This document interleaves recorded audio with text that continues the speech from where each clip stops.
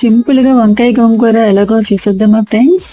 ముందుగా గోంగూరని బాగా వాష్ చేసుకొని స్టవ్ ఆన్ చేసుకుని ఒక బౌల్ పెట్టుకుని అందులో ఆయిల్ వేయాలి. ఆయిల్ వేసిన తర్వాత గోంగూరను కూడా వేసి ఉడికించుకోవాలి. నేను అక్కడ వాటర్ అనేది వేయలేదు, అలా మెత్తగా ఉడికించుకొని పక్కన పెట్టుకోవాలి.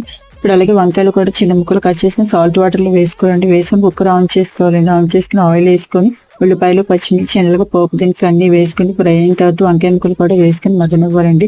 అలాగే సాల్ట్, పసుపు కూడా వేసుకొని కొంచెం బాగా కలుపుకొని మగ్గనిచ్చిన తర్వాత కారం కూడా వేసుకోవాలి. కారం కూడా వేసుకొని మగ్గనిచ్చిన తర్వాత టమాటా ముక్కలు కూడా వేసుకోవాలండి.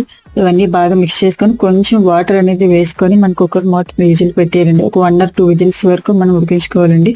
1 or 2 విజిల్స్ తీసిన తర్వాత మనకి కర్రీ చూడండి ఎలా రెడీ అయ్యిందో. ఇలా రెడీ అయిన కర్రీని మనం ఆల్రెడీ ఉడకబెట్టుకున్నాం కదండి గోంగూర పేస్ట్. ఆ పేస్ట్ ని కూడా ఇందులో వేసి మిక్స్ చేసుకోవాలండి. అంతేనండి, సింపుల్ గా వంకాయ గోంగూర కర్రీ రైస్ లాగా వేసుకొని తింటే చాలా సూపర్ గా ఉంటుందండి. ఎవరైనా ట్రై చేయొచ్చు. Please subscribe my channel.